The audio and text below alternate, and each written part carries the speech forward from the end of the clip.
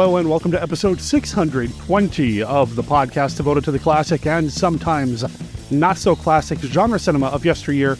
This is Monster Kid Radio. I am your writer, host, producer, Derek M. Cook, welcoming you to the show with another play. We're gotta play the song Manos, the Hands of Fate by the Seatopians from their album Underwater Ally. You can find them at theseatopians.bandcamp.com or follow the link in the show notes. And we're playing this song because we are smack dab in the middle of some Manos coverage. We introduced my wife Beth to Manos, the Hands of Fate last week on the show, and this week we are introducing somebody else to Manos, the Hands of Fate, somebody who's never seen the movie before. You know him because he really helped us out here on Monster Kid Radio when I was taking some time off for the wedding and everything else. Steve Turek is here this week to talk about Manos, the Hands of Fate. He had never seen the movie before, and he doubled down. No, he tripled down because he also wanted to watch Manos, the Rise of Torgo, and Manos Returns. Yeah, we've got a triple dose of Manos, the Hands of Fate. 3 hands of Manos being dealt? I don't know. Anyway, that's what's coming up in this week's episode of the podcast. Super excited about that. Plus, of course, we've got Mark Matzke's Beta Capsule review because you can never have too much Ultraman, and Kenny's look at famous monsters of Filmland coming up in this episode as well. And really, I'm just excited to get to it, so we're going to cut this short and get into the rest of the show right now.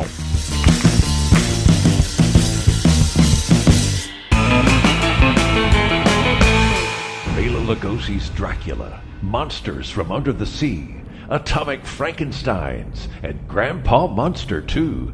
Classic monster memorabilia vendors, movie and TV stars, signing autographed photos. It's all coming to the Marriott Pittsburgh North, June 16th through the 18th, 2023. It's Monster Bash.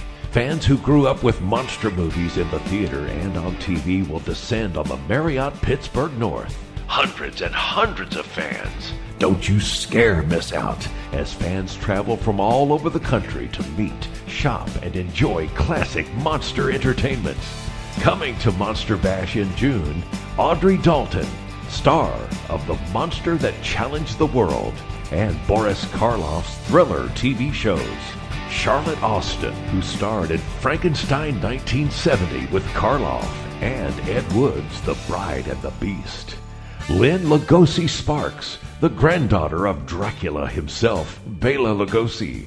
Daniel Roebuck, star of countless films, TV's Matlock, and Grandpa Munster in the latest Munsters movie. Plus, he's a super fan and collector of classic monster memorabilia. Beverly Washburn, actress in Spider Baby with Lon Chaney Jr., Thriller, and Disney's Old Yeller. Tom Savini, actor, makeup man, special effects genius, with credits that include Creepshow, Tales from the Dark Side, The Black Phone, and so much more. Pamela Pierce, actress and daughter of the director that brought us The Legend of Boggy Creek. John Russo, co-writer and zombie from the original Night of the Living Dead, the origin of the modern zombie. And Ohio TV horror host legend, the one and only Son of Ghoul, still creeping to TV sets after all these years. Plus Cleveland horror hosts Drac and Countess Carita. Monster Bash is wall-to-wall vendors and a giant horror hotel packed with classic monster movie fans. Don't miss out. 3-day VIP admission is $55 in advance or $60 at the door for all 3 packed days. Single-day admission at the door is $25. It's all at the Pittsburgh Marriott North, Friday through Sunday, June 16th through the 18th, 2023. Get your advanced membership admission online at creepyclassics.com. That's creepyclassics.com. More information is available at monsterbash.us or call 724-238-4317. It's Monster Bash. Ichiro's legs flew into the air, his tiger-striped board sailed over his head, and a wall of blue water crashed down on him, trying to crush the air out of his lungs. For a moment, he found himself head down in the water column, with the surge of the wave pushing him toward the azure depths below. Somehow, he managed to hold on to the GoPro during the wipeout, but now the camera clenched in his fist kept him from easily righting himself. As he writhed in the deep, a dark shape loomed up out of the blue. In Monster Shark on a Nude Beach, a shy marine biologist must up his game and stop a series of shark attacks at the Caribbean's most famous clothing-optional playground. Award-winning author Stephen D. Sullivan brings you this sexy, action-packed summer read, perfect for fans of The Meg and Jaws. Read 3 chapters free on Amazon. Find out more at buffbeach.com or sdsullivan.com. Live from the Land of Light in Nebula M78, home of the mighty Ultra Heroes, it's Monster Kid Radio's Beta Capsule Review.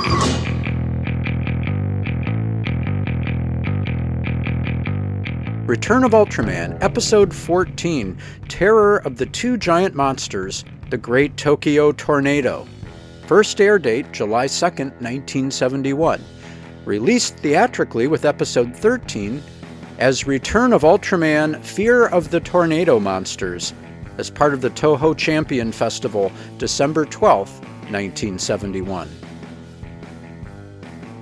Picking up at the precise moment Episode 13 ended, Ultraman deflects the tsunami unleashed by Sigurath, but the action depletes his energy and he endures a sound thrashing by Seamons, before reverting to human form.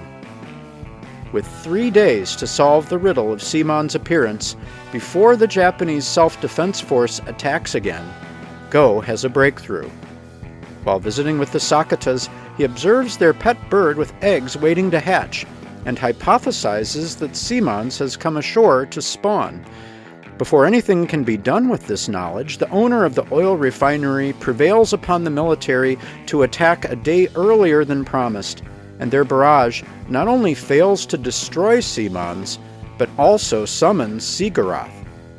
Together, the monsters generate a tremendous tornado, which rips the refinery to shreds and sends monster attack teams scrambling. Under pressure, MAT unveils their plan to shoot the horns of the kaiju using an experimental laser. But when Captain Kato's shot misses the mark, another tornado sends Go's aircraft into a tailspin, and with it, the hopes for the survival of Tokyo. Episode 14 continues the tragic tale of Seamon's and Sigurath in grand fashion, with an abundance of monster destruction, not to mention 2 significant sequences featuring Ultraman. Observant viewers will note that there are a couple of brief shots imported from Rodan, included in the tornado scenes, a testament to special effects wizard Eiji Tsuburaya's artistry, since the footage was 15 years old in 1971. As mentioned last time, Akiji Kobayashi guest stars as Captain Pops Takamura, spending much of this episode in a shock-induced stupor. But Kobayashi would enjoy a long, robust career up to the mid-1990s, with roles in Godzilla vs. King Ghidorah, Godzilla and Mothra: The Battle for Earth, and Gamera 2: Attack of Legion. For Monster Kid Radio's Beta Capsule Review, this is Mark Matzke reporting.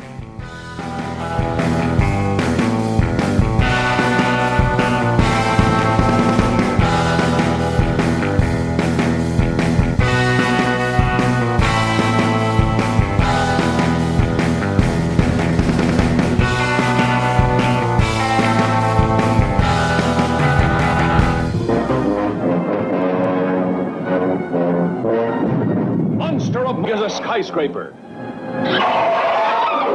When he moves, the whole earth quivers and quakes, and an abyss of horror opens up. See these prehistoric beasts emerge from the bowels of the earth after 200 million years to devastate mankind. Supersonic jets cannot catch him.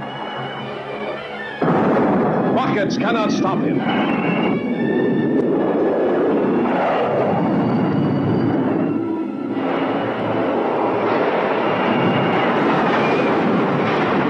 Tanks are helpless before him.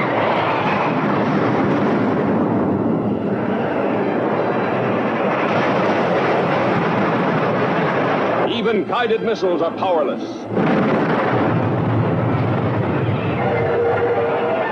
See Rodan destroy a modern city, leveling it to the earth with a killing airstream of his mighty wings.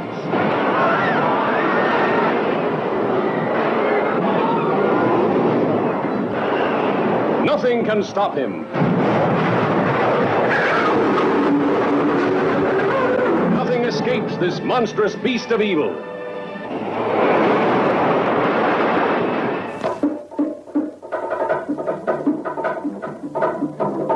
Coming to this theater soon, The Beast of Yucca Flats. Filmed on the burning hot sands by Yucca Flats. See terror, panic, murder. See the Cardoza and Francis production of The Beast of Yucca Flats. See a man turn killer. See a woman ravaged. See one of the most exciting movies ever made. See The Beast of Yucca Flats.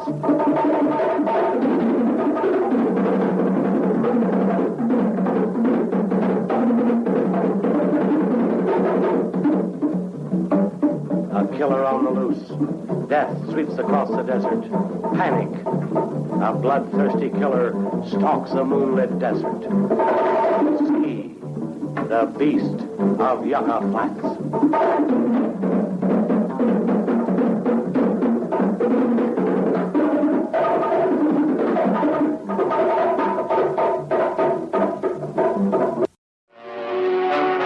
On an island of tropical splendor, these three must make their own world, their own new code of morals.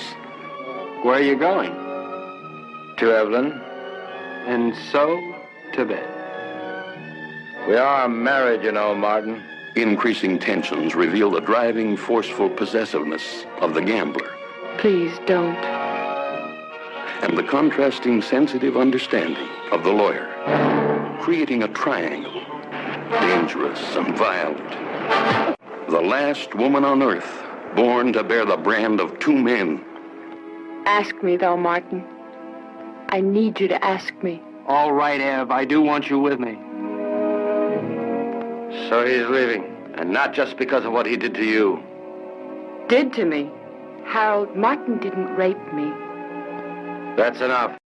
Hello there, Monster Kid Radio heads. This is Kenny with a look at famous monsters of Filmland.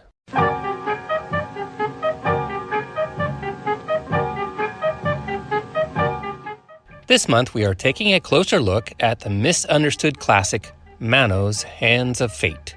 This film was never covered by FM, but it wasn't because Forey was shy about featuring misunderstood films. In fact, the pages of FM were filled with photos and articles of any movie that wanted to promote itself and famous monsters.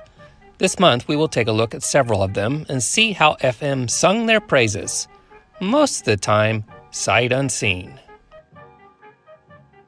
Today's misunderstood film defies description and thus reaches the exalted misunderstood status. It truly has to be seen to be believed. I don't think Forey saw it before putting it in his magazine. I am sure he was ashamed when he did see it, because now it was enshrined in FM's hallowed pages for decades to come. Which classic are we talking about today? The Horrors of Spider Island.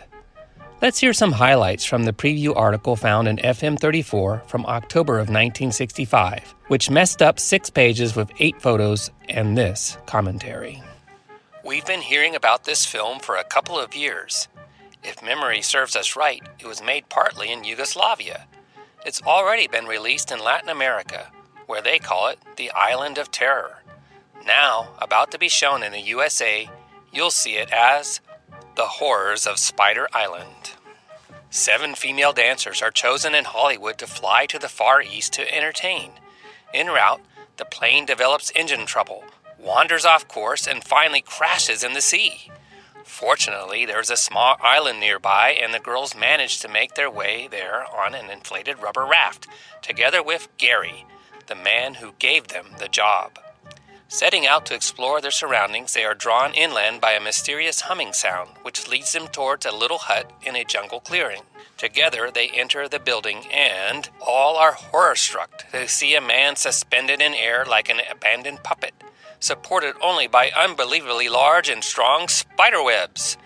Gary runs to the man, tries to unclench the hands and lower him from the net, but it is impossible. He has to be cut down. Leaving the gruesome discovery, Gary goes scouting for food. All but one girl accompanies him. Unbeknownst to the girl who remains behind, a huge, hairy shape hovers over her. On the limb of a tree, the giant spider of the island creeps and is about to leap on her when the girl decides to join the others and the frustrated spider retreats. Restless that night, Gary goes for a walk in the woods. Lurking there amid the shadows is the Black Horror.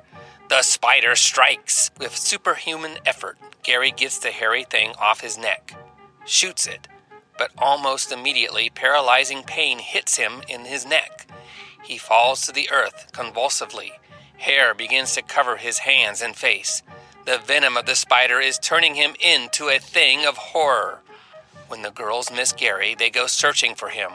One of the girls, Linda, wanders away from the rest, soon finds herself alone by a pool. As she kneels down to refresh herself, she sees a reflection of a ghastly, half-human creature behind her. She screams! A hairy claw smothers her scream, but the girls have heard and run to her aid. Too late. Linda is dead, just like the man in the net. The girls get hysterical. "We're all gonna get killed," cries Babs when they're back in the hut. One of the girls reacts to this with resentment and starts pulling Babs' hair. The girls begin to fight when suddenly they are frozen by a sound from outside.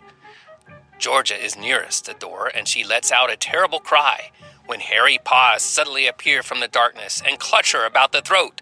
She faints and her attacker disappears. 2 men arrive on the island by a little boat.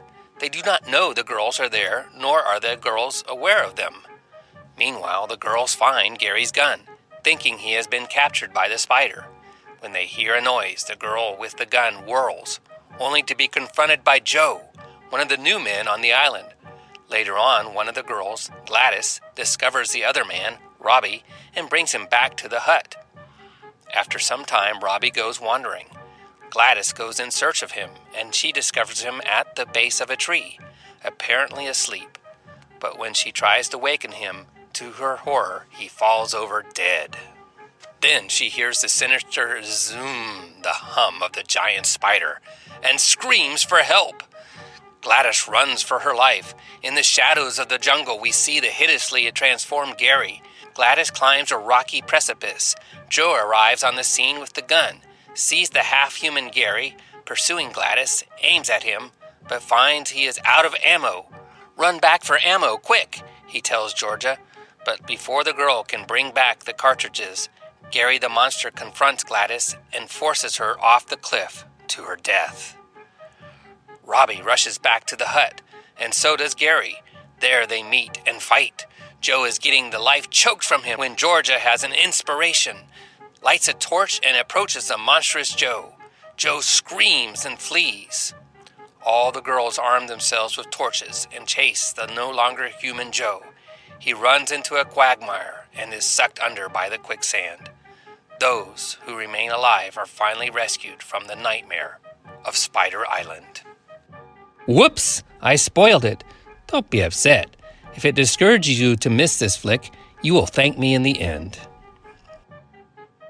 That is all for this week's look at famous monsters of Filmland. We will have more next time. For MKR, this is Kenny saying adios.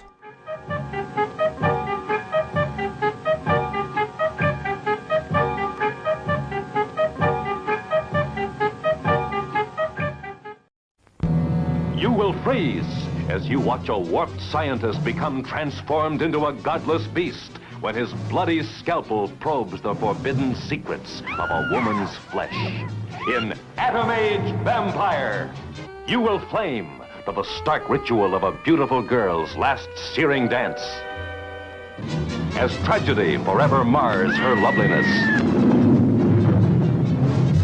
leaving her to face a world of terror. I give you my word that I will restore your face, restore all your beauty. You will cringe as the demented doctor experiments with a girl's trusting innocence. But to possess the living miracle wrought by his twisted genius, he must forever sacrifice his soul to the cunning gods of evil. I'll transplant directly from another human being. A mad creature born of the atomic age, now shackled to a world of rotting bodies and violent death. A sadist, a criminal, a depraved animal, more ferocious than Jekyll, more monstrous than Frankenstein, more bloody than Dracula.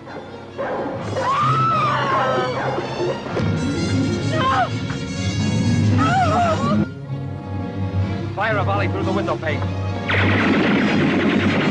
You will gasp as lust and madness stalk the dark and screaming night in Atom Age Vampire.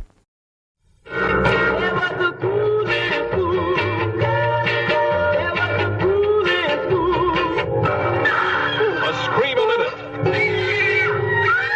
A nightmare of fiendish horrors. Unbelievable until you see it with your own horror-stricken eyes. Since I've been here, I've been trying to capture a wolf to extract his glands. But tell me, Professor, have you ever experimented on yourself? The new doctor, suspect, beauties, the prey of fiendish desires. A village up in arms. Look there! Where? At the top of the stairs! Walter, stop, or I'll shoot!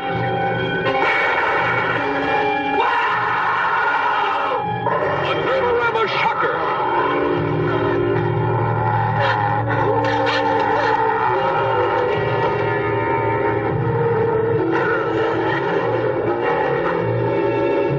Warning, this picture is for people with nerves of iron only.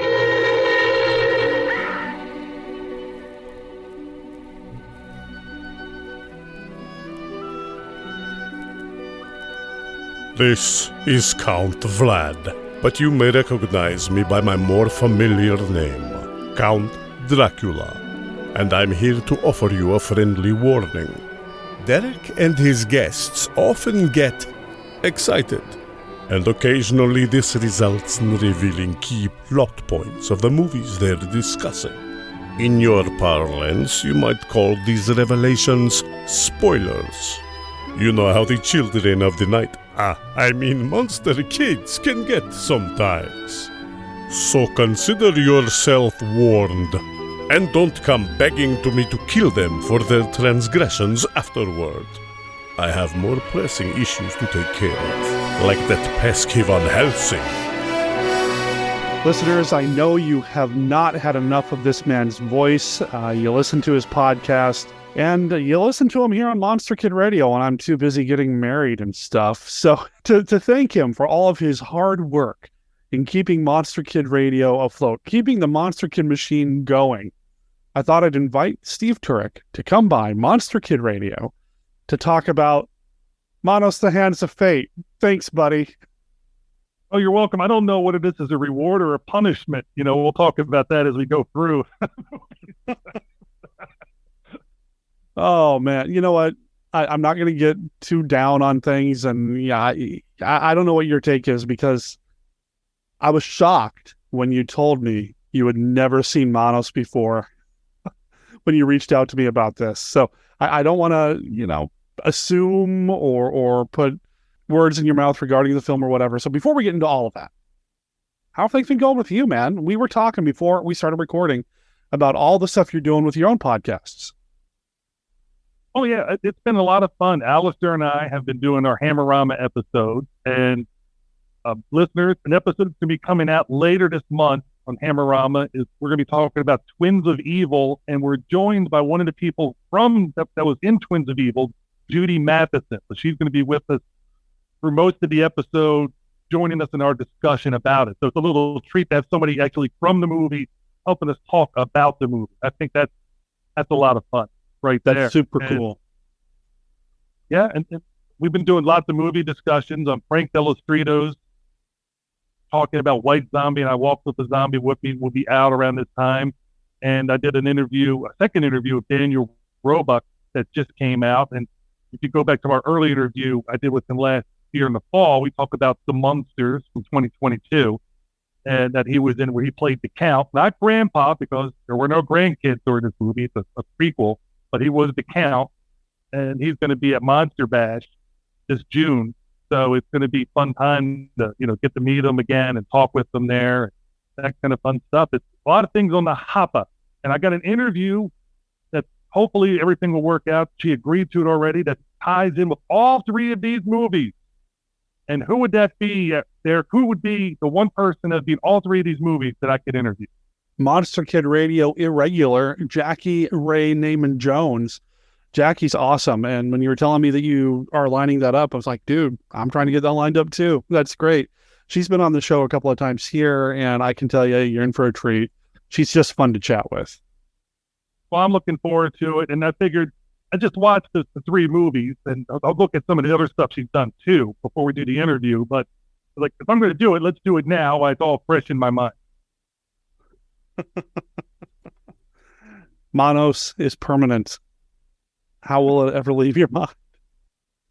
Well, at my age, a lot of things leave my mind. Just ask my children. So you reach a certain age where sometimes the output's going faster than the input. Wow. She's done a lot of things Manos related, and lately she's been doing a lot of work with Joe Sherlock, friend of the show, local filmmaker in the Pacific Northwest, working with a lot of his stuff as well, appearing on screen. And just her career, her life is fascinating to me. If you haven't read her book, Growing Up Manos, listeners, I highly recommend it. It's a good read. It's a great story.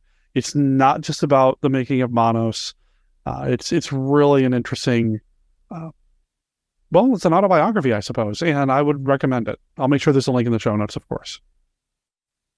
And I want to thank you again, Derek, for letting me help fill in for you while you were doing your unintentional hiatus because you had all those personal things coming up. And I wish I would have known that you had that gap of over like almost 2 weeks. I could have did another episode for you, but I thought, I didn't know. I guess you didn't know either with the move and the getting things reorganized. You needed an extra week. I would have did another one for you. So I apologize for that. I just didn't know. Oh, no, I did not know myself. And you're thanking me, dude, you the one that did us the solid. I think all the Monster Kid Radio listeners appreciate all of your hard work. And like I said, I'm rewarding you by talking about Manos. So, I think it's a win-win. Well, yeah. And listeners, Derek only wanted me to talk about Manos, the Hands of Fate. I was the one who came up with the clever idea. Hey, let's do Manos Returns and Manos, the Rise of Torgo, which I did not know at the time that Derek had not seen until I listened to your last episode where you mentioned you had never seen the Rise of Torgo. I think you didn't even know it was out. I think I had heard about it at one point, and I just one of those things that I kind of spaced on for whatever reason. I have an interesting. I feel like I have an interesting relationship with Manos. And we'll talk about that. We'll get to that. But, I don't want to talk about the prequel. I don't want to talk about the sequel as unofficially they are. I want to talk about the original with somebody who had never seen the movie. I did this last week with my wife, Beth. I would love to do that here with you, Steve. I want to hear why you haven't seen Manos yet and initial thoughts after having seen it. Well, the reason I never saw it, I talked to people, and then it's a very polarized movie. It seems like 80% of the people don't like the movie, and it seems like 20% love the movie. I think that's fair. Don't you think that's fair percentage-wise? Yeah, probably. People react. And I know you're one of those, and several of your listeners too are some of the people that love Manos, the Hands of Fate. And I remember talking to Ron Adams about it at a Mid-Atlantic Nostalgia Convention a few years ago, and I asked him his opinion, and he just told me, like, Steve, it's a tough one. It's a tough one. And that one stuck with me for a while, thinking, it's not often Ron will say, this is a tough watch. It's true. I think he looked at it as, again, the 80%, 20%, and he knew odds were, that somebody might not like the movie. And so that's why I just figured, there's so many movies out there for me to watch. And also when I'm prepping for interviews, I'm trying to watch a lot of different movies that I might not have seen yet to talk to the interviewee about, besides movies that we're doing movie discussions about. As you know, there's only so much time that you have. And so it was easy for me to say, well, if I'm ever going to do a show where somebody, like on my show, where somebody rolled it and picked that movie, I'd watch it then. Or if I knew the only other place it would be your show. I didn't think there was going to be any other show that was going to contact me and say, hey, do you want to do Manos, the Hands of Fate? It was going to be somebody like you, where I rolled the die and you said, Steve, we're going to do this one. And I would be stuck then. Or it'd be on your show. Oh man. Yeah. Give you an idea why I put it off. Yeah, it's not going to be like where somebody who was involved in a Hammer film can make a comment on Twitter that leads to a conversation about getting on the show. I can't imagine that just a random conversation anywhere would lead to, hey, let's talk about Manos on your show. That's not what you do. Well, I'm honored that you bit the bullet and took the Manos hit to talk about it here on the show. I appreciate it. Oh, you're welcome. And like I said, I was able to ask Jackey about doing the interview, and she agreed to it. So in a sense, it'll actually pop up on my show. So in a sense, it will be on both shows. I would have to have watched either way. Well, I'm grateful that we get to talk about your first time getting monosed. Yeah, I think I just used monos as a verb. Getting monosed on Monster Kid Radio. How did you watch it? YouTube, Amazon, some other streaming service. Do you own it on disc? Do I own it? No, I do not own it. I don't own any of these three movies. I watched it, I think it was on Tubi. Okay. I don't know. The reason I ask is I don't know what version Tubi has. When I showed it to Beth the other day, and yes, my marriage did survive that, it was a YouTube copy, which was the Blu-ray remaster that somebody had uploaded to YouTube. Probably not the best way to watch it, since I actually own the disc somewhere around here. It just hasn't been unpacked yet. So I was just curious what version you had seen, because the Blu-ray version does add another sense of artificialness to it. No, I don't think that's a good thing or a bad thing, just a different way to consume the film or experience the film. As you know, and a lot of listeners know, I've sometimes taken the movie and made it black and white and shown it on the Monster Kid Movie Club movie stream, which we'll be bringing back at some point in the near future. But yeah, the Tubi version, I wonder how that holds up. Was it pretty scratchy, or how did it look to you? I'm trying to remember now exactly the picture quality, because it was 2 weeks ago, because I thought you and I both thought we'd be doing this sooner, but it's like we said, issues with the movie, getting your recording equipment all set up, and I think you had that computer issue. You had a lot of things hit at one time.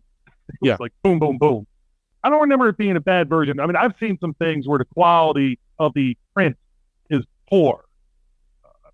There's an episode we did back on my show for Journey's End, which was part of the James Well retrospective series that we did. And the only quality is the YouTube one, and it's poor quality. And even if you find it on other spots, the quality of it is that's just the way it is. There's not whatever, where the rights issues or whatever, nobody's going back and fixed it, to try to make it look better. Well, and even some movies that we've talked about on Monster Kid Radio, we've done this kind of sort of series of sight unseen movies where you'll find something or I'll find something. Usually you find something on Amazon that neither one of us have seen or even heard of. And it's always a gamble. Is it going to be a good transfer, or are we going to enjoy it or get distracted by the quality? So I was just curious about that. Yeah. And the quality didn't bother me at all. The quality of the imaging did not bother me at all. Okay. So the print, it's just that, so that did not impact me one way or the other. People that are more scholarly about the movie itself could probably look at it in Tubi and be able to identify exactly which version it was that they put out there. I have no clue, but it was an interesting experience. I know I listened to your episode last week, so I know I can agree with Steph in that it takes a long time to get going.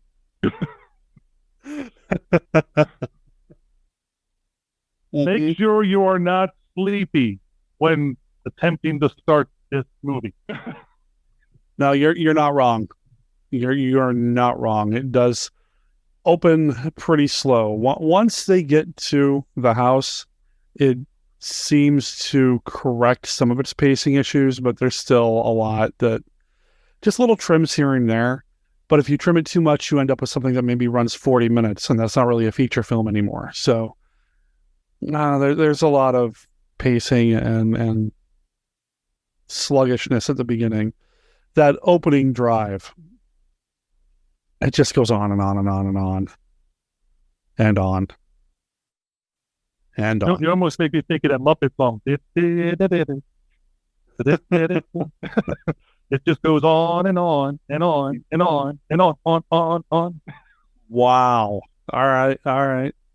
No, I'm getting that from the second movie that we'll talk about. For some reason in the second movie they did break in the song for no apparent reason. Okay, and we'll get to that soon.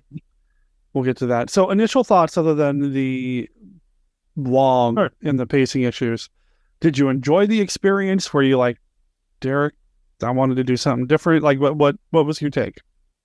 Every experience brings its own reward and punishment to it. Okay. So there were some good acting in here, and there were some good scenes, that were put in the movie. I particularly enjoyed the Master, Tom Neyman. He was taking it, and he just up to a different level with the laugh and everything. It was pretty much, you knew what movie you were in for, and he knew what movie he was doing, and he just did it. And the wardrobing that they made for him, fit the thing. And I also like the wardrobing that they did for the bride, the wives. I was like, oh, well, they all get this red, I don't know, the fabric sheet going in the white. I was like, oh, that's interesting. It was something that stood out. They were doing different things. And what I also like I like to call it the committee of wives. Okay. They would discuss, and I think this was brought up by Beth too, and I agree with her 100% on this. Is like, I thought it was interesting where they would have discussions.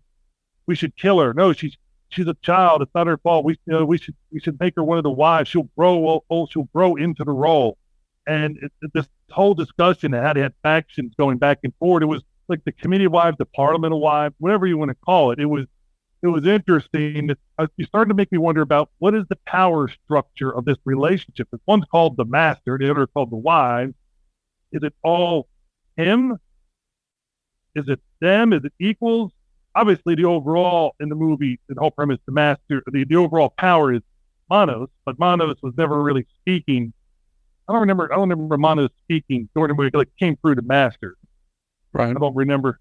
And unlike some of the other movies where you get dialogue from Manos, and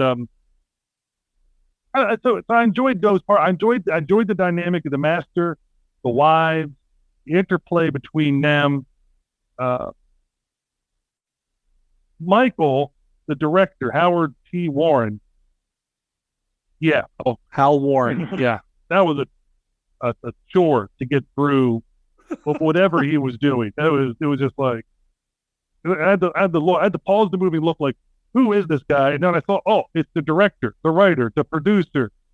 I'm like, yeah, why it's not doing what he did. Notice it didn't say actor.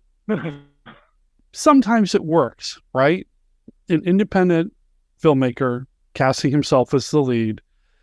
And, I haven't talked to him in a while, and I hope he's doing well and all that. And I know his family's been dealing with stuff, but like Josh Kennedy, for example, and he's a skilled actor already on his own right. But if you ask him, he'll tell you the reason he casts himself as the lead in so many of his things is because, well, he knows his schedule and he can schedule himself when he needs to be there and that sort of thing. And budgetary wise, I'm sure it also saves him the hassle of dealing with that. So you get somebody like Hal Warren, who's like, I'm going to make a movie. I'm going to be one of the leads. I don't know. Sometimes it works. And this time it didn't really. Oh, I understand why. And also, Josh doesn't always cast himself as the lead. Like, sometimes he's a supporting character, those kind of things. He's not always the top on the cast, top. Yeah, and that wasn't a dig. That wasn't a dig at all on our friend Josh, of course. Just no. When you talk to him, that's I'm thinking on Warren. I'm thinking on Warren. Josh could put himself as the number one. It wouldn't matter to me. There's other independent filmmakers I know, like Michael Wirth, who's done a lot of different work. And when he does his independent films, a lot of times he's in it. He's not always the lead actor. Sometimes he's the supporting actor and stuff like that. But again, it's like you said, for budgetary reasons, scheduling reasons, they put themselves in it. And also when you're writing it, which a lot of these independent filmmakers do, they know as the writer and also the director what they want that character to be able to do. And so when they're writing it, they're literally writing it for themselves. You know, in this if I could case, talk I about don't think another. that happened. Yeah, I mean, so Beth has been watching a lot of monster movies that I love, you know, these public domain, low budget gems or whatever. And we just watched The Screaming Skull last night, and a character that is kind of sort of cut from the same cloth as Torgo in that movie, Mickey, is played by Alex Nichol, who was the director of the film. And maybe that seems to really kind of work for that movie because, again, he's not necessarily the lead, but he's able to do what he envisioned for that character because he's the actor as well, and he's got an acting background and that sort of thing. Hal Warren doesn't have an acting background. He sold fertilizer. So that's ironic. That is there are lines there we could make.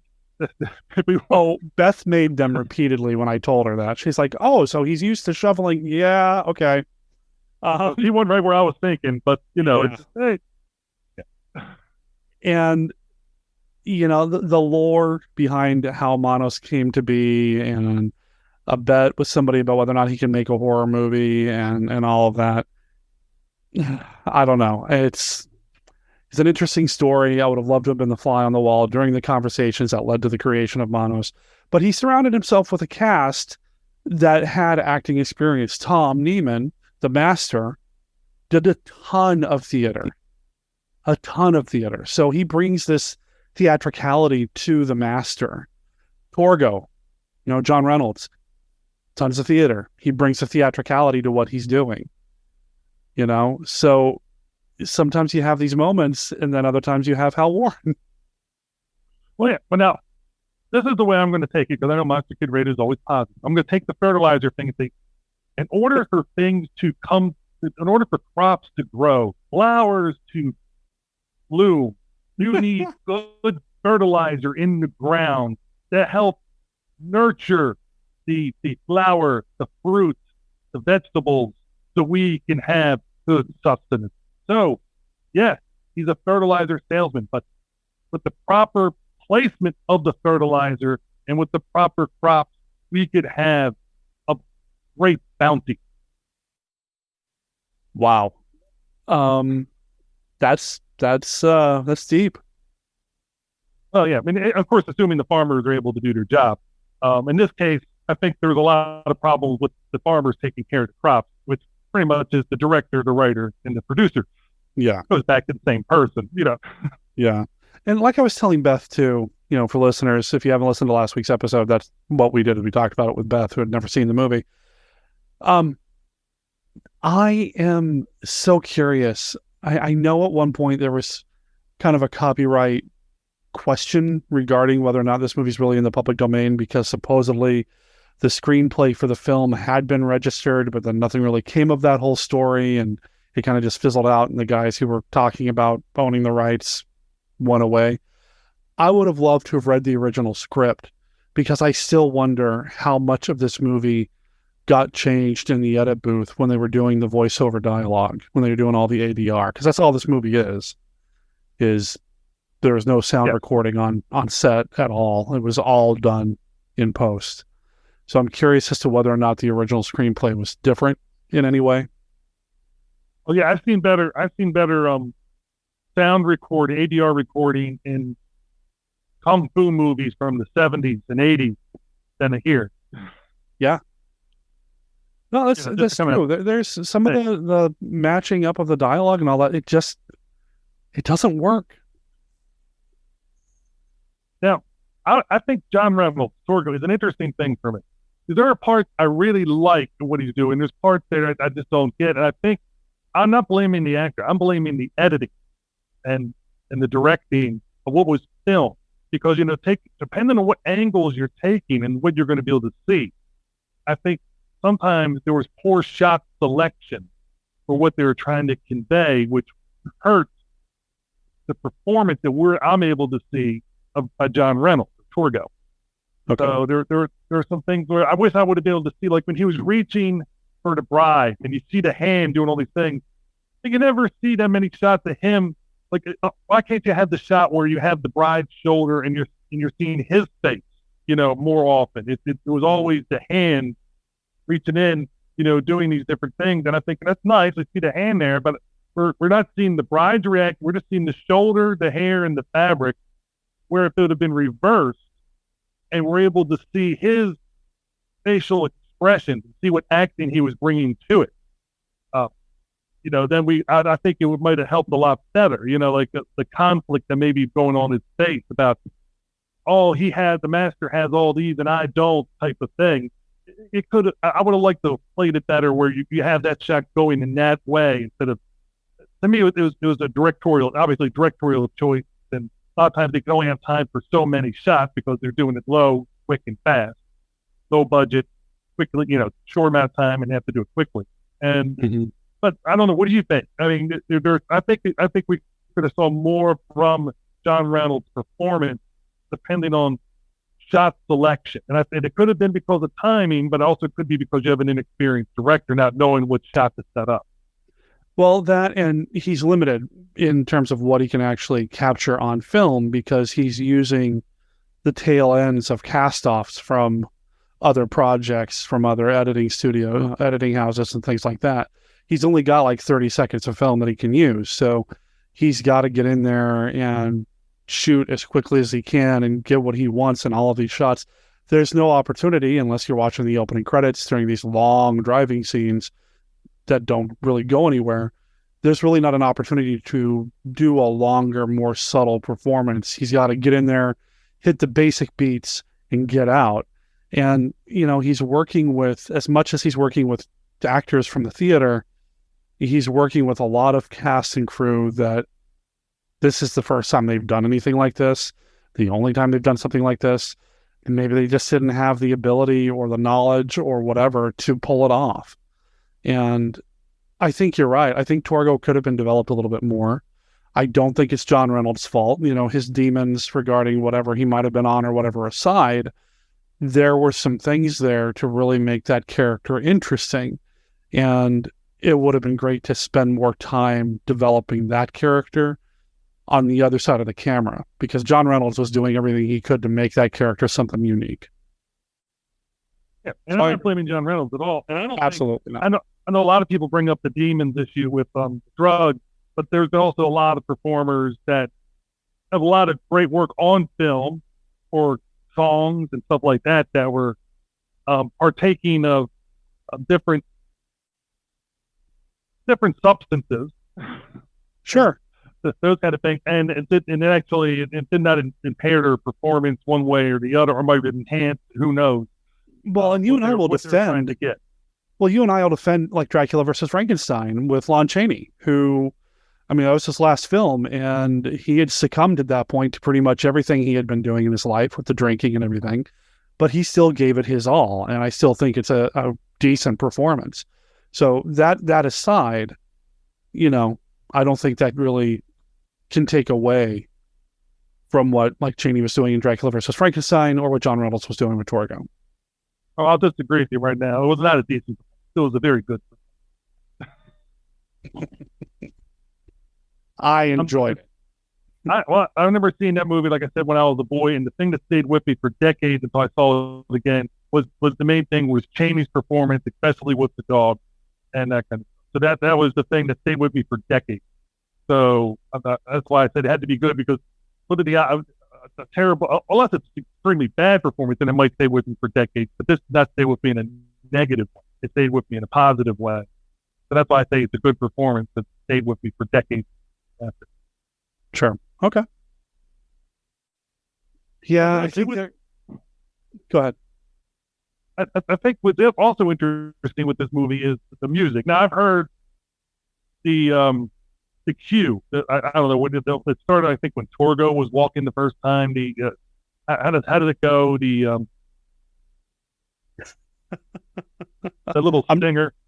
I'm not going to do it myself, but I'll drop it in right here. I think everybody knows exactly what we're talking about.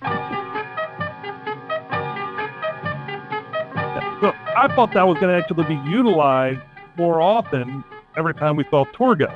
And then eventually, like, it did it for a while, then it stopped. And I was just like, I thought that was going to be a constant thing. And so I was actually missing it because I was just like, okay. It's like Jaws. You expect like certain sound effects, certain musical cues in Star Wars. You always have like certain cues for certain characters show up. I figured that's Torgo's theme. Sure. But then they stopped doing it. I'm like, well, what did they stop it for? All they got to do is just keep sticking it in. I mean, they paid for it already, unless they can only use it so many times in the movie, which I'd never heard about that. You can only use it 4 times. After that, it costs you more. No, I doubt that happened in this at all. So, as much as I love film music and film scores, one, let the record show, Steve brought it up before I did, and two, I don't know much about the background or the origin of the music in Manos, the Hands of Fate. I'm not sure if it was sourced, if it was library music, if Hal Warren went into his studio one day and just plinked a bunch of stuff out on a keyboard somewhere or something. I don't know. But it's definitely unique. Yeah, it's unique. And I mean, in this type of film, like, go for it, embrace it. And going from the long car footage, now, which could have been stock footage, I don't know. But it was not stock footage. If they actually filmed it, then again, I go back to the director. Instead of filming these long car things, you should have had it go for the acting, and then you would have still had the same length of movie, but you would allow the actors that extra, like a full minute maybe or 2 minutes, to show their character, show that stuff. I mean, and you were saying, it has 30 some odd seconds of footage, but even if you had that, you could say, okay, you got 30 seconds. We're going to keep it focused on you. And then you switch the role or whatever, put the other footage in. Now we're going to do 30 more seconds, go pick up or do an overlap. So when you edit together and make it look pretty seamless and continue it on. And so they could have made it work with that, with just thinking of it as a jigsaw puzzle type thing. Okay, I need you to do this part for this piece, and then I need you to do this part for this piece. And we put it together, we'll make this beautiful puzzle picture at the end. So I understand that. To me, that's a limitation they had, but I think I just came up with a simple solution where you could have come through that with no problem, still showing the performance and giving them more chance to breathe, and still keeping it all working together. But I think, again, we were limited with the creativity of the director and producer and the editor. But the editor only gets with the footage they're given. So it's not like they don't have those shots, they don't have those shots. Right.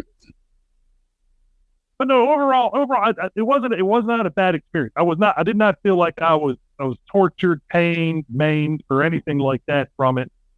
I also don't feel like I was rewarded for it. I mean, it's a bad movie, but it's got good bone, good structure. If you get what I'm saying. So I'm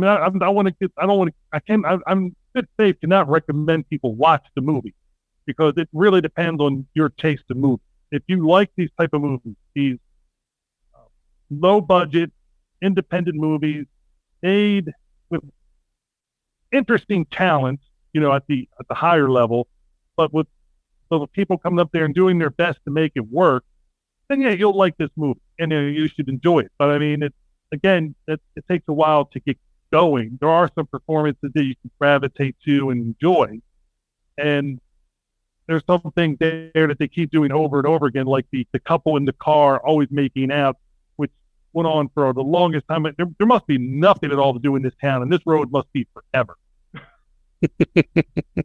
Every time they leave the sheriff, there's nothing down that road they want to. When the sheriff tells them to go on, they go that same direction. I'm like, well, there's nothing down that road. Eventually, you're going to get to that same spot those people did. True. We did keep cutting back to those guys.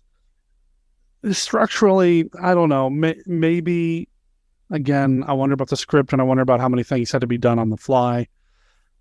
Like I was talking about with Beth, the woman in the car making out and broke her leg, so she couldn't get out and do anything other than sit in a car and make out with somebody. So I don't know. I don't know, but the deal was. But we ended up with the movie we ended up with, for better or worse. And I still enjoy it. I still dig it, man. I have to ask you, I know you and I are both animal lovers. Yeah. You know what happens to one of those dogs? I know, it bothers me. Makes me sad. As soon as I saw that dog in the first shot, it's like, oh, this dog ain't going to make it for long. Because I knew what type of movie I was going in for. I was like, this dog not going to make it. Yeah, I was disappointed. And then the guy walking in the woods, I mean, not in the woods, but into the desert or whatever, whipped the dog without a shovel or anything. Like, what are you going to do? Just find the hole and then there? I don't know. You know, what the guy was thinking. I'll walk out in the darkness with the dog. Yeah. Yeah, poor Pepe. Poor Pepe. And the rest of the family, you know, Margaret, Diane, Mary, and Debbie, played by Jackey, they did fine work. I mean, you know, the child actress, you know, first movie, going into it and that kind of stuff, being told to do that. I mean, there was nothing really like negative about it, positive about it. It was solid. And I thought that Margaret was solid. Yeah, I think they did okay. I think some of their performance is hindered by the fact that it's not their dialogue. The dialogue is being recorded by somebody else, right? And that's unfortunate. I thought Debbie's dialogue was done by Jackey. I'm sorry? Wasn't Debbie's dialogue done by Jackey? No, it was not. So if you read things like Manos, growing up Manos, that sort of thing, and you talk to Jackey, the story is she's sitting in the theater and nobody told her voice would be done by somebody else. So as a little kid, this other voice is coming out of her mouth, and it was quite upsetting. Oh, yeah. So there's a lot. I mean, who knows? It's hard to say. I mean, I know there are countries that do it this way all the time, or at least they did in the past. You know, Italy and Spain, where they would do productions, but they would never have any audio, and also in Hong Kong, where they would never do any audio, and they would just dub it in later on for various reasons. Yeah, so like the Shaw brothers, people from all these different countries, and also because they're trying to do the special effects, and they're at spots where the audio would be very problematic. I understand that perfectly, you know, but usually they still get the same performers to redo the dialogue, or at least try to. But in this case, it's sad because we'll never know what the actor was trying to portray, especially when you have theater actors in most of it. You're losing a lot of the that could have made the performances better. Instead, you're going to people that don't really know what the character that the actor is trying to have the character portray, read the lines, and they have their own interpretation, and that can lead to why things don't mesh so well. Yeah, exactly. The ADR being done by not that performance. And people have heard me talk about how much I love things like spaghetti westerns and all that, and a lot of the Euro westerns were shot that way. You mentioned the kung fu movies from Hong Kong, and you know the Shaw Brothers productions and things like that. They did the same thing. The reasons were a little different. With the Euro westerns, it's like, we're going to ship this all over the world. We're going to do the dialogue specific to where we're sending it. The kung fu movies, a lot of times they were shot in studios in an area that was not sound controlled, so they weren't able to get clean audio to begin with. So it was done after the fact a lot of times. So it's, you know, for whatever reason, sometimes it works and sometimes it doesn't. And there's a lot of Manos where it does. I love Manos, but there's a lot of Manos where things just don't work. And I know that. I still love it. I love it straight. I really enjoy this movie. I tried to explore it a little bit and explain it a little bit last week, and I'm still working out my thoughts on it. And, you know, there's something about Manos that draws me in. But you brought that up last week's episode, but I didn't really hear you explain it. How you said this movie is so personal to you, how much you love it. And I wanted to ask you that directly. Why is this movie so personal to you? But you seem to still be struggling with that answer. You know, and I started talking about this last week with Beth, that even though I know that this is not how movies work, once a movie's done, unless your name's George Lucas, the movie's done, right? It goes out into the theaters, it goes on to whatever media, and you're done. It doesn't change. It never changes.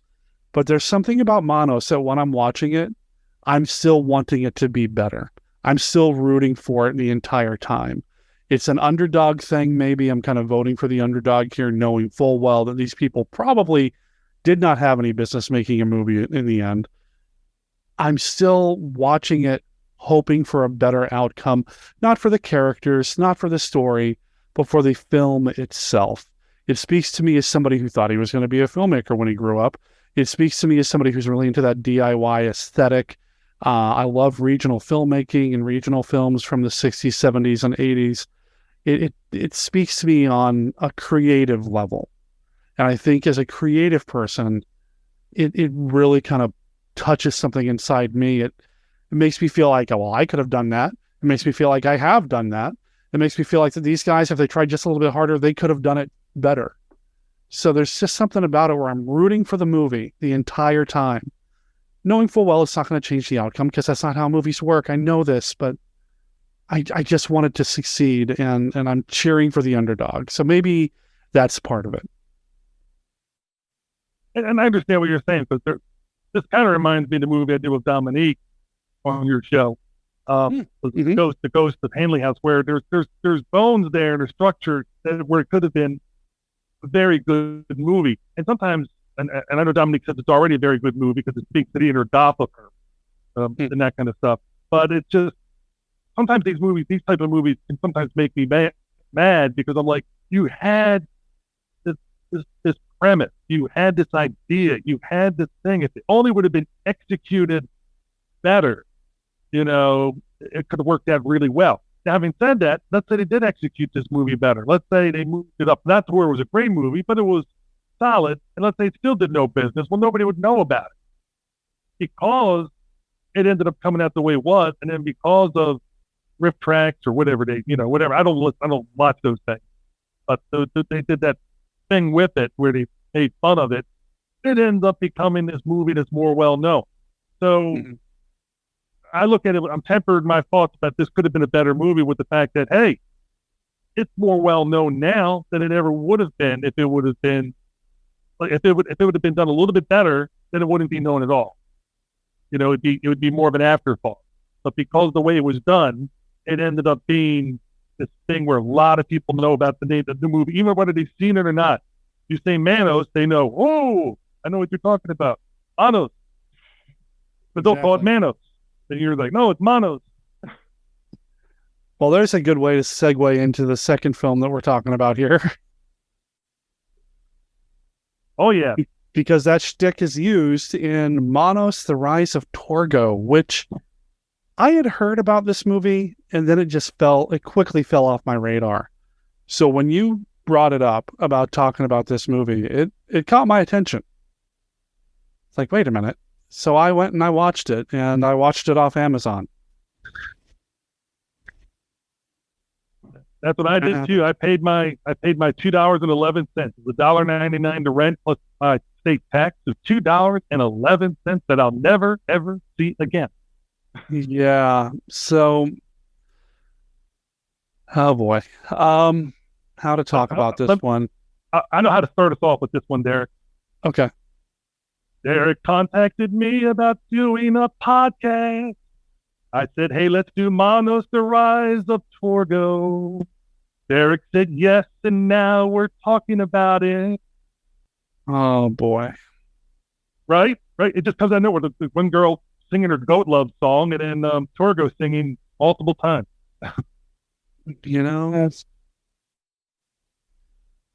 Oh, boy. Okay. I do have something I really love about this movie. Oh, okay. I'm trying to find my end, so go ahead. My favorite two people in this movie by far, and the one I loved every time they were on there was the two grandmoms, the synchronized grandmom, responding, doing everything, and they were very close considering the budget they probably had and stuff like that. Those two ladies did a very good job of staying pretty much in sync most of the time. They probably only ever had one take to do these things. I loved it every time the grandmoms are in the movie. Every time I saw them, I was like, oh, it's he's going to grandmom's house. And grandmom was looking, where's Torgo? Where's Torgo? Where's Torgo? The grandmoms are like looking and doing stuff. And then they would eye certain things and do certain things together. I love the grandma. What did you think about the grandma? Carol Thacker and Patty Grable. So I thought they were cool. I thought they were an odd choice. I think there's a lot about this movie that I thought was an odd choice. But they were enjoyable and creepy, and I liked them a lot. Oh, I definitely agree with you. A lot of odd choices, but they were a strength of the movie. Yeah. Yeah. So here's the thing, and I talk about this on MKR a lot. There's no wrong way to enjoy a movie, right? Sure, if you're in a movie theater and you're making fun of a movie while it's being shown or whatever, interrupting somebody else's enjoyment, that's the wrong way. But if you like to watch these movies that we talk about on Monster Kid Radio or Hammerama or any of these other podcasts, B-Movie Cast or the Monster Kid Movie Club, any of that stuff, the Classic Horror Film Club, and you like to watch them through the filter of Mystery Science Theater 3000 or another riff, whatever, good on you. If you enjoy it, I'm happy for you. I really am. Where I struggle a little bit, though, is that when somebody brings up a movie like this, like Manos, or, like I said, I was showing Beth the Screaming Skull last night, or a lot of these low-budget movies, and we just kind of make fun of them because they're dated or campy or corny or whatever. I don't think that's why these movies were made to begin with. I struggle a little bit when somebody makes fun of the crawling eye or even the creeping unknown or anything like that, because nobody sits down intentionally to make a bad movie or a corny movie or whatever, at least not back then. Now, when people remake these movies or make movies in the theme of or the style of these movies, they intentionally make them silly and goofy and kind of poke fun at it and whatever. Mim doesn't do that. I mean, he started out doing that a little bit. If you watch Mim's earlier movies, they are intentionally kind of poking fun at and making fun of these films with jokes and all that. But as his career and his filmography progresses, he gets away from that and he's just telling stories in that style, and that's that. I think he really kind of peaked around like Attack of the Moon Zombies and Giant Spider, and that's kind of where he kind of found that groove. Josh Kennedy doesn't do this, right? Josh Kennedy doesn't make movies in this style to make fun of them. I feel like with Manos, The Rise of Torgo, the filmmakers decided to make fun of Manos a little bit and didn't treat the material as if somebody was genuinely trying to tell a story. They were trying to poke fun at it. And I struggled a little bit with it, I'll be completely honest. The random singing, the things that were supposed to be funny, I really struggled. Oh God, yeah. I struggled throughout this movie. And I was just like, really? This is what you're doing. It's David Roy, the writer, director. David Roy. You are not somebody I want to see other movies from because of this movie. I mean, it was just ouch. Okay. Because it was just poorly executed, poorly done. It was just he was trying to make fun of something and just retreading these different grounds, and some of it, well, I should say, a lot of it wasn't funny. That's why I said the grandmoms are the best part. And there were some things that were, I was okay with, but it could have been I was just worn down by the 90-minute running time. Yeah, I think if you're doing a Manos film that runs longer than the original Manos, you've really got to be doing something special. Now, I did like Danny McCarty as the mask. I was going to say some of the performances weren't bad. Yeah. Danny McCarty wasn't awful. And Jackey was Manos, and it was fine. It was not in the movie for long, and you could tell it's like screened in. Sure. But Danny McCarty, I thought did solid. I thought Elizabeth Redpath was okay as Mama, but it was a lot of it was the scripting. It was just the script was just ugh. Yeah, it left me cold. I respect for them for finishing a movie. Respect to them for finishing a feature-length film and getting it distributed. I mean, it's on Amazon. I know Amazon doesn't really pay their indie filmmakers a lot of money, but he made a quarter or two off you and me on this, and I'm happy to throw a quarter or two their way that way. But there was a lot of things that just felt like misfires and stylistic choices that didn't seem to fit. As much as I thought the grandmas were cool, stylistically, I don't think they really fit in the Manos lore. The flashbacks to how Torgo was conceived seemed like an odd choice. The way they were kind of framed, literally framed, seemed like an odd choice to me. So I don't know. I'm glad they did something, and good for them. Some of the performances were solid. Danny McCarty as the Master, like you said, no, he's no patch on the original. And his mustache is clearly fake. But overall, he wasn't awful. I liked the Sheriff. And the Sheriff was fine. Lance Henry, and the Mama was great. The guy who played Torgo, I don't know if he really had the charisma John Reynolds had. The final guy who played Torgo, that is. They had many people playing Torgo through his life. So you're talking about Matt Rogers, which is, I don't know if you did this, but when you're watching the listeners on Amazon Prime and you click on the cast, 35 people. I was like, 35 people? I knew right away there was going to be a problem. That's a huge cast for a small independent film. And you look at Torgo, the adult Torgo, and it has a picture of Matt Rogers. That Matt Rogers picture does not match at any way, shape, or form, except that they're the same skin color as the Matt Rogers that was in the movie. Yeah.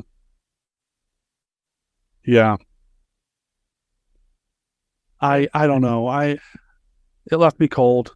I wish him the best, and if he does continue to make film, and he did continue to make movies apparently, I wish him the best. And I hope something better comes along for him. It left me cold. I feel weird because I try not to talk too badly about movies here on the show, right? I try to keep things pretty positive. This one just didn't do it for me. I think they took the wrong lessons from Manos to try to make this prequel. Yeah, I noticed. I think that people miss about those classic movies, or not so classic, from the 50s and 60s and so on, where people are like, "Oh, this is so campy or cheesy or whatever." And the thing is, when they were making those movies, they played it straight. Yeah. Some people might look at it as cheesy, but the actors, the director, the writers, they're all playing it straight. Like, I love the Giant Claw. I absolutely love it. Sure. And the only thing that's kind of that people get like, oh, this is funny, whatever, is because they see the Giant Claw. Mm-hmm. I mean, the rest of it is solidly acted, solidly done. When filmmakers try to intentionally do a comedic spoof, well, now you're taking a chance, and the chances are, yes, you can hit a group because they're going to love it because it's going to be funny and stuff like that. And people have done this with old TV shows, like from the 70s when they were doing that.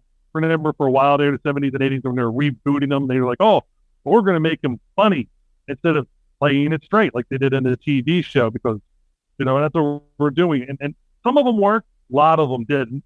And this is one that followed that same motif. It's like, oh, we're going to take it. It was played straight before. Everybody laughs at it now. We're going to make it so everybody can laugh.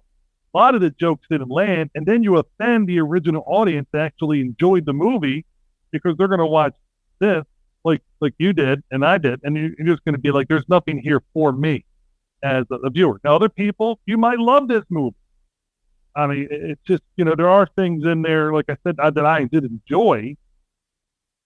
But the main thing is the rise of Torgo, and the way Torgo is brought up, and would not seem to me to be, when I watch Manos, The Hands of Fate, the way they portray Torgo in this movie does not match the backstory I would have had for that character, going into from that movie. Like, because you always, when you think about a movie, sometimes you fill in, oh, they probably were like this and this before that or whatever. You guess.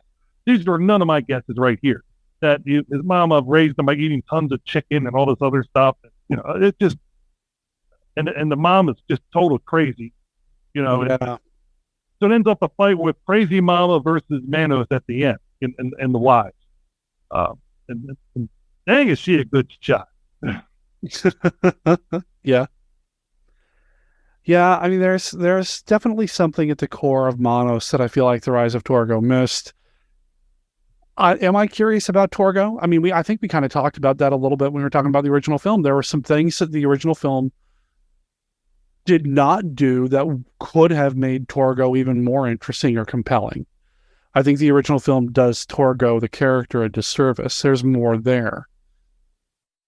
We didn't get that in the prequel about the rise of Torgo. We got a kid that was a mama's boy who didn't have a father growing up, who,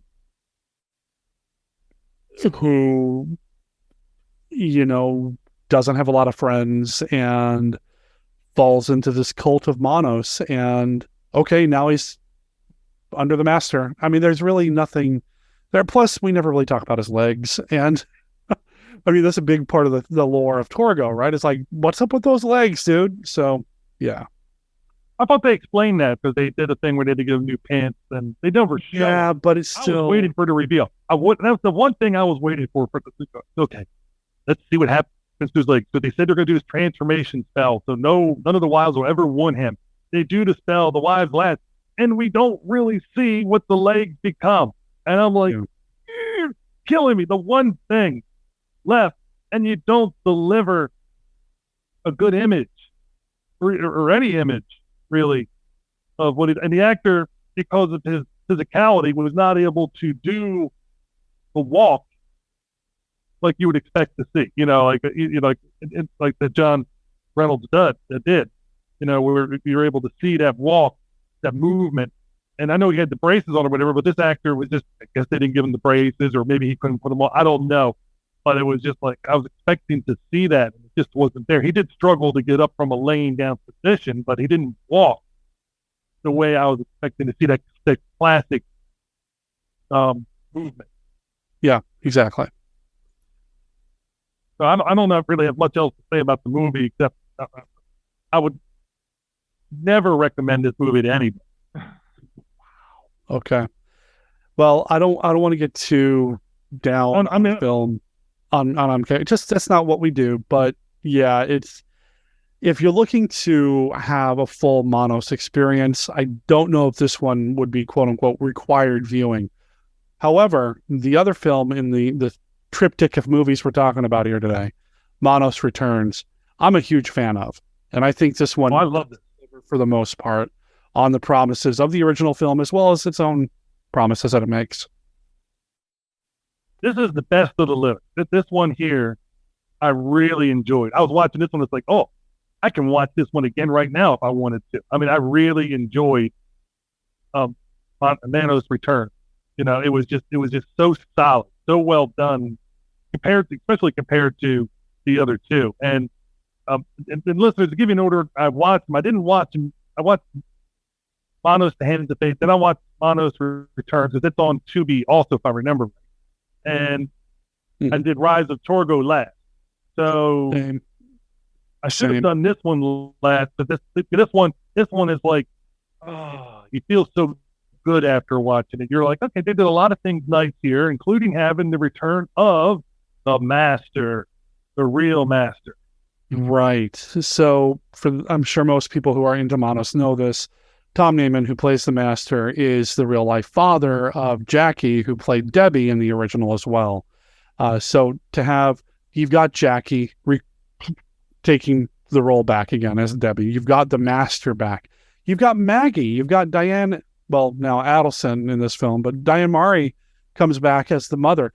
You've got the son of the original sheriff from the original film in here as well. So you've got all these thematic connections that go beyond a cameo, which is kind of, no offense to her, what she was in The Rise of Torgo, right? That's what Jackey was in The Rise of Torgo, basically a cameo.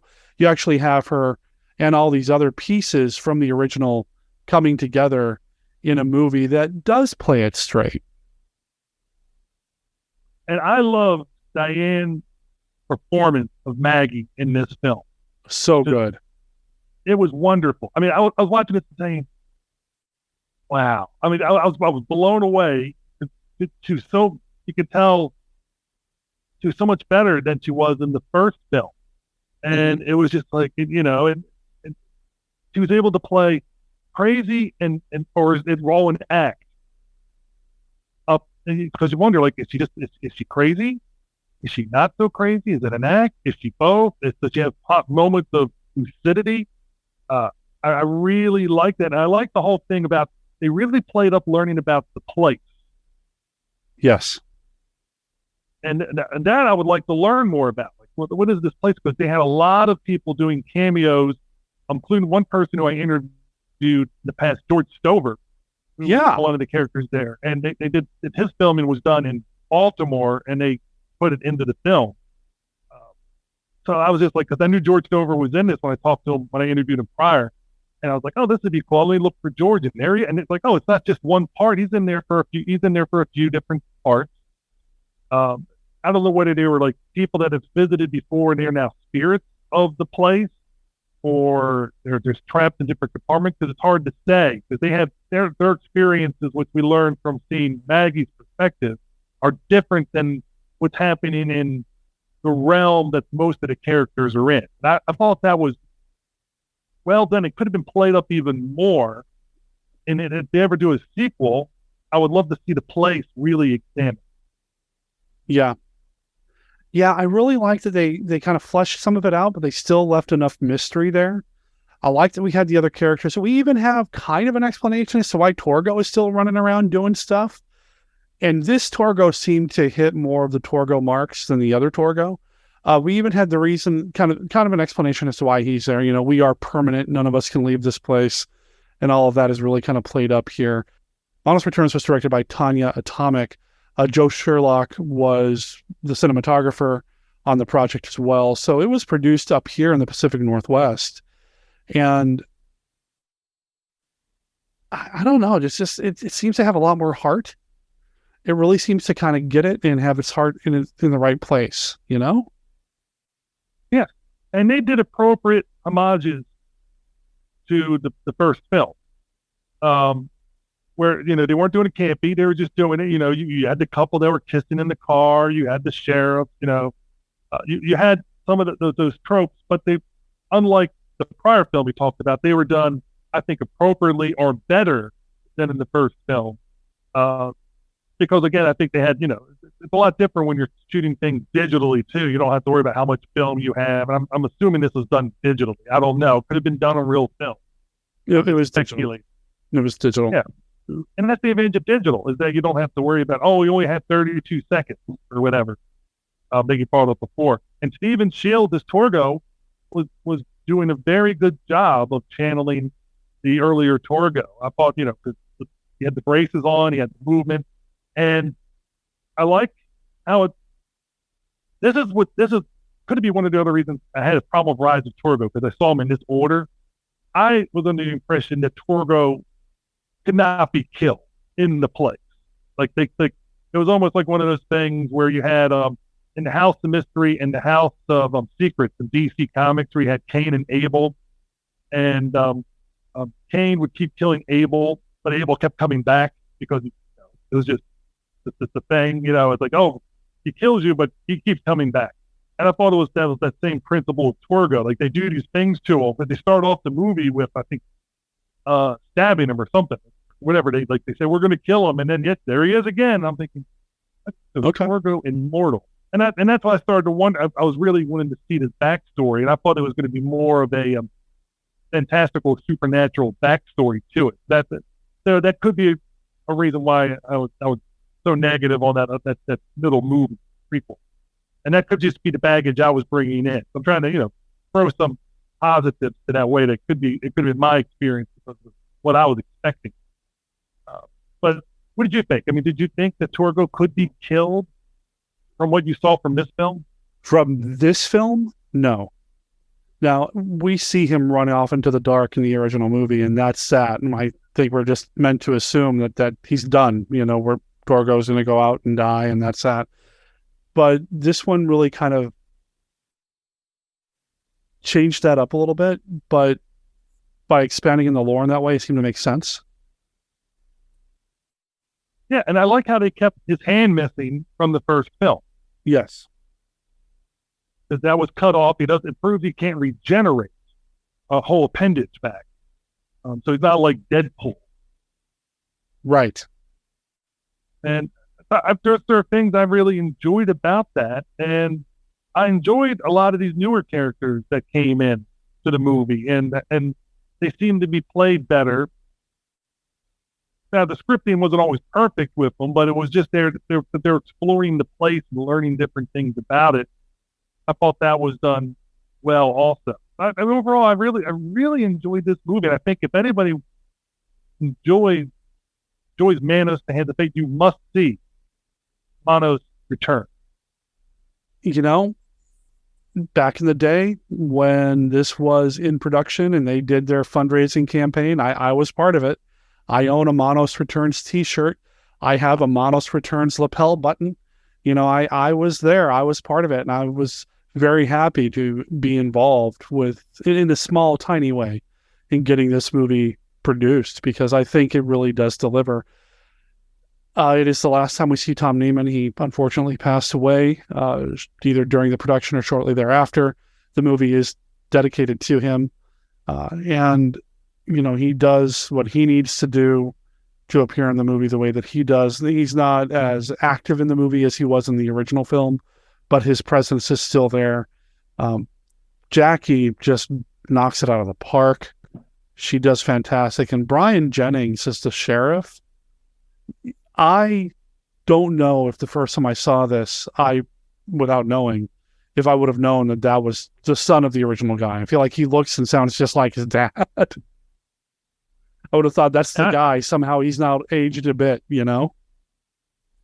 Oh, I agree with you. I didn't know at all either. I mean, so you're bringing it up. I had a suspicion, you know, because the way he was built. I didn't look at all in the background detail, but I knew I was going to be talking to you, and you know, you're the expert compared to me on this type of film, or these particular two films. And yeah, I did see your name in the credits. I was looking at it. I saw these names. Like, okay, where's Derek Himself? Where's Derek Himself? Oh, there he is. So I did. So yes, you being in the credit thing, I did actually make sure I watched that particular film.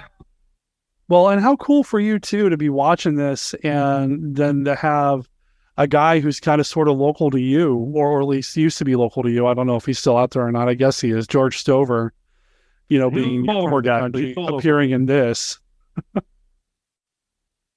Well, he is Baltimore's king of B movies. You know, so you're talking about John Waters films and tons of other stuff. He was in The Alien Factor. Yep. And those kind of things, which there's so many good things that he's done. And this is a guy who I think he worked a normal 9-to-5 job and did this on the side. And then you never know where things are going to go. And that's what I love about it. It kind of reminds what he does similar to what you've done and I've done, where you have a normal job or normal other things going on, and you start a podcast. And then you're just like, oh, you know, we'll just and see how things go. And you just had a creative outlet, which could lead to other things. And I think, you know, that's similar to what he did. And now, of course, you know, he retired from his job and he does these acting gigs and goes up to different things. And you just gotta enjoy it, that he's able to have that fun and able to do those different opportunities. So go into the archives for the Diecast Movie Podcast. Episode 93 is where George Stover appears on that podcast in an interview. I know that Mr. Stover has appeared in a number of Joe Sherlock's productions as well, and he's a big fan of his work too, so he tries to get him in his stuff as well. So it's just kind of cool to see some other B-movie, I'm going to say legends, appearing in this Manos follow-up. How cool is that? Oh, I agree. And I remember bringing it up to him during the interview, and he said, oh, I did all my work over here, but he said it was just great to be part of and to do it. Because the one thing about things being done digitally is that you're able, and if you have the green screen capability, you're able to put people in from other areas of the world and save the travel cost. So if they're doing a cameo like he was, it's a very inexpensive way to do it. Now, the negative of that is you're not having that interaction with the main actors or other actors that get that help with your performance. So it depends what you're looking for them to do. But it does help for a low-budget film to get a name or extra names attached to the movie and save on expense of having to travel them, put them up in a hotel, and all the other stuff. And I really enjoyed that, how technology has improved in that aspect. Definitely. I think when I first saw this, I wasn't 100% sure that he was not on set, knowing that he had worked with Joe before. I didn't. So the first time I saw it, I wasn't really 100% like, oh, wait a minute.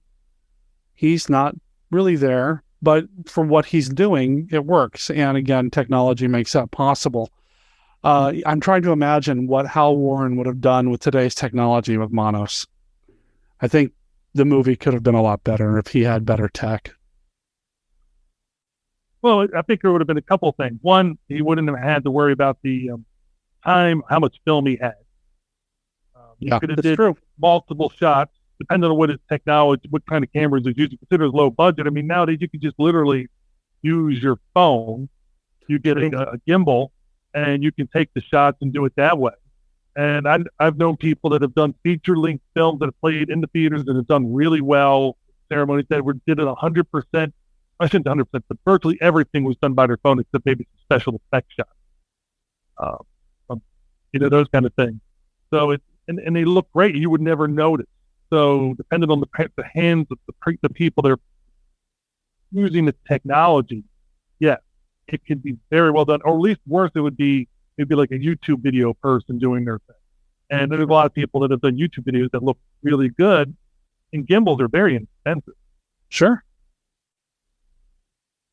For sure.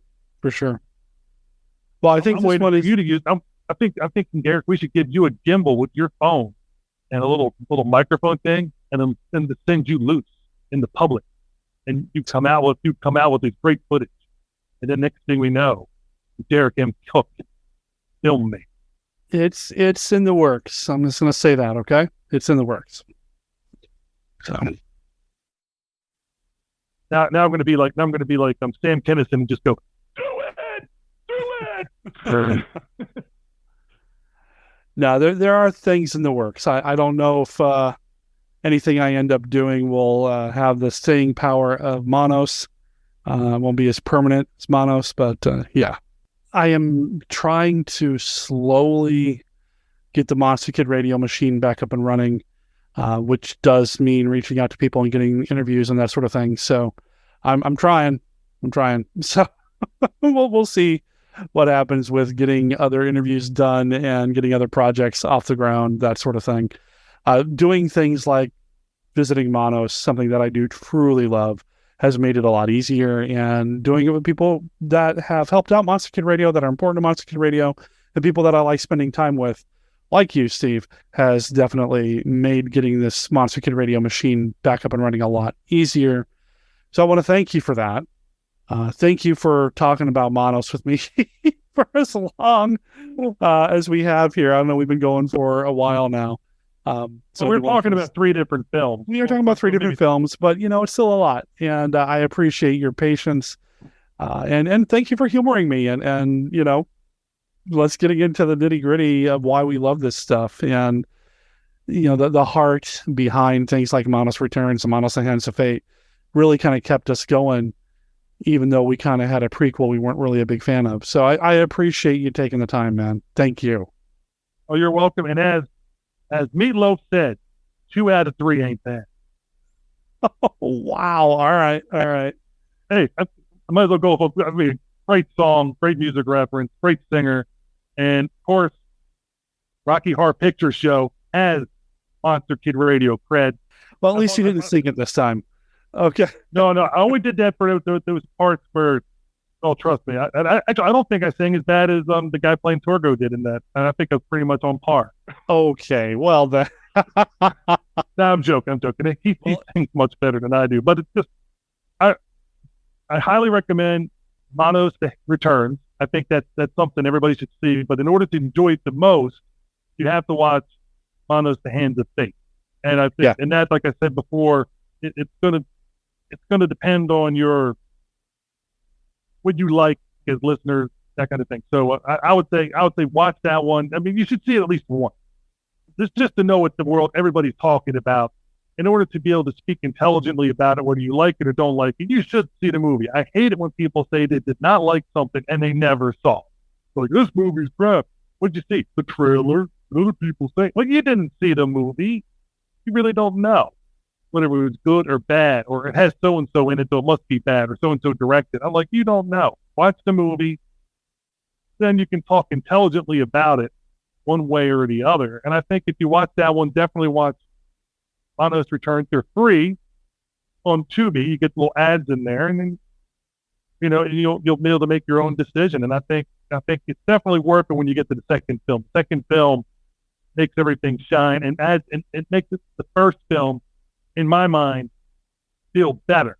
If I would have saw the first one, I might have not been as positive. But having seen the sequel, Manos Returns, it really made me feel good. And I saw them both back-to-back dates. So it was just like, oh, this, and it makes you look back at the first film in a happy way, in a good way. I think that's what a sequel should do. It should make you enjoy the first film even more if it's done properly. And this sequel exceeds in doing that very, very well. And I want to thank you again for letting me talk about these films, and thanks again for letting me help you out. And anytime you need the help, just let me know. Just light up the fires, and Rohan will come again. I will come. I don't think anybody has ever mentioned in the same podcast, in the same set of paragraphs, Manos and Lord of the Rings. There's a mix. With Meatloaf thrown in. Now I'm seeing Manos as, the master is Gandalf, and I think we probably ought to wrap this up before my brain starts to break down a little bit there. But Steve, where can people find you? Steve Sullivan will write a book on it, and he'll be out there. It'll be the Lord of the Rings with Manos in the current, set in the 60s.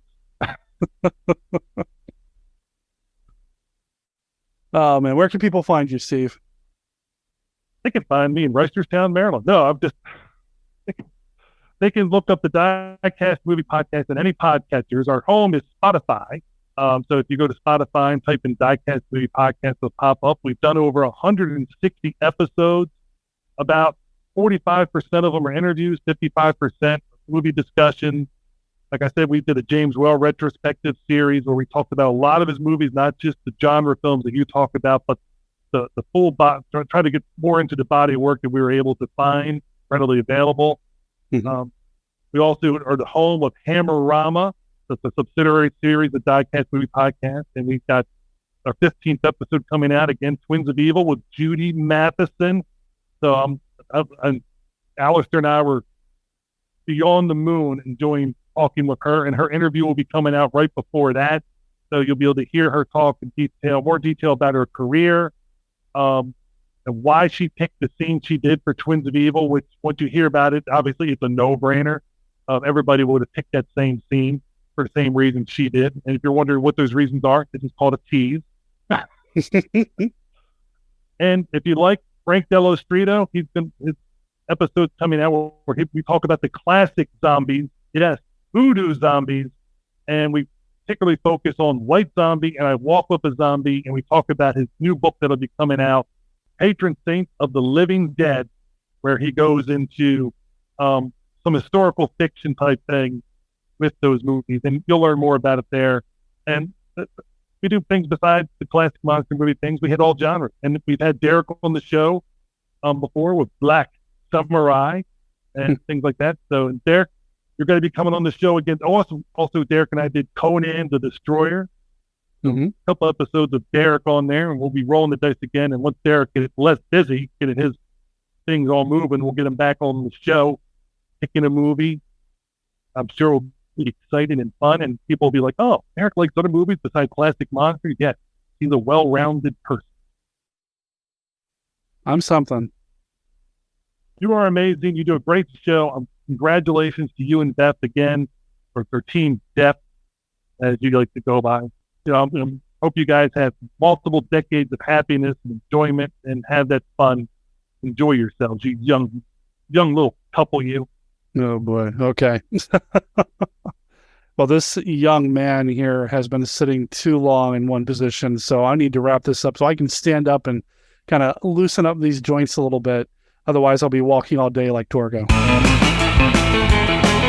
Well, that brings us to the end of this episode of Monster Kid Radio. Thank you for listening. Thanks for being here. Thanks for taking the journey with us as we went through Manos, the Hands of Fate, Manos, the Rise of Torgo, and Manos Returns. And as Steve said, 2 out of 3 ain't bad, but again, I'm not going to get too negative. I just am glad I had a chance to watch Manos, the Rise of Torgo, and to expose Steve to Manos, the Hands of Fate, and just kind of spreading the word of this cult movie that really has no right to exist, but I'm so glad that it does. And so glad that you're here for the journey as well. Thank you for listening. Now, if you are interested in anything you've heard about here on Monster Kid Radio this week, make sure you go to our website at monsterkidradio.net, where you can find links to everything that you heard about here on the show in the show notes. Also over on our website, you're going to find our contact information. You can shoot me an email at monsterkidradio@gmail.com, or you can call and leave us a voicemail at 360-524-2484, or you can put together an audio file and email it to me at monsterkidradio@gmail.com. However you want to interact with the show, whether it's that way or on Facebook or on Twitter or on Discord or on Reddit, I welcome you. And we'd love to hear what you think about all things Manos or all things Monster Kid Radio or anything you've heard about on a previous episode of MKR. We'd love to talk about it with you here on the show. We are still in Manos mode, which means next week we've got even more Manos, the Hands of Fate content, and fingers and tentacles crossed, if everything goes well, I have got a recording scheduled with somebody who was in the original Manos, the Hands of Fate. You heard Steve talk about her earlier because he's going to have her on his show as well, but we are super excited to have Jackey Neyman Jones on the show next week. I'm set to record with her on Sunday, so we're going to record on Sunday. I'm going to edit the episode, and next week, Jackie's back on Monster Kid Radio. She's been on the show at least twice before, and I'm excited to get her on here for a third time. Hopefully it's not like a 3 strikes you're out situation, but we'll see how it goes. You'll have to come back next week to hear how that conversation goes. And then in 2 weeks, we're going to keep the Manos train going. I know it's outside of May and Manos and all that, but we're going to keep the Manos train going because Chris McMillan from the Shadow over Portland is going to join me as well, and we're going to talk about some other things Manos related and expanding the Manos verse. The Manos verse. Okay, now I want an alternate version of the MCU, but instead of Marvel, I want it to be Manos Cinematic Universe. And man, the fan fiction wheels are spinning in my head right now. Anyway, that's coming up over the next 2 weeks, and then we'll see what happens. I've got some ideas. I've got some feelers out. I've got a couple of recordings in the bag. Just make sure you stick around at monsterkidradio.net to keep up to date with everything that we're doing, or again, Facebook or Twitter or anything else. Also, I don't know if you follow us on YouTube, but the Team Death YouTube channel is back. We took a break from that as well because of the whole getting married thing and everything, but we're back. Those wheels are turning as well. Team Death, which you can find at teamdeath.com, and death is spelled D-E-T-H. That's D-E for Derek, T-H from Beth. Teamdeath.com, or just look up Team Death on YouTube, and you're going to find some Team Death Goes to the Movies YouTube videos where we went and saw Chop and Steal and the new Little Mermaid film. And we've got some other things in the works as well. I've got a video that I'm editing right now for a rather unique experience that Team Death got to, experience, and some other things in the works too. So please like and subscribe over at our YouTube channel at Team Death. That's teamdeath.com, or again, Team Death over on YouTube, or follow the link in the show notes. Okay, that's it. Remember, until next week, Monster Kid Radio is a registered service mark of Monster Kid Radio, LLC. All original content of Monster Kid Radio by Monster Kid Radio, LLC is licensed under a Creative Commons Attribution, Non-Commercial, No Derivatives, a 3.0 unported license. Of course, that doesn't apply to the song Manos, the Hands of Fate. That is copyright 2019, the Seatopians. They've given us permission to play their music on the show. You can find them at theseatopians.bandcamp.com. Pick up their album Underwater Ally or any of their other works and let them know that you heard about them here on Monster Kid Radio. My name is Derek M. Cook. I'll talk to everybody next week. There is no way out of here. Ciao.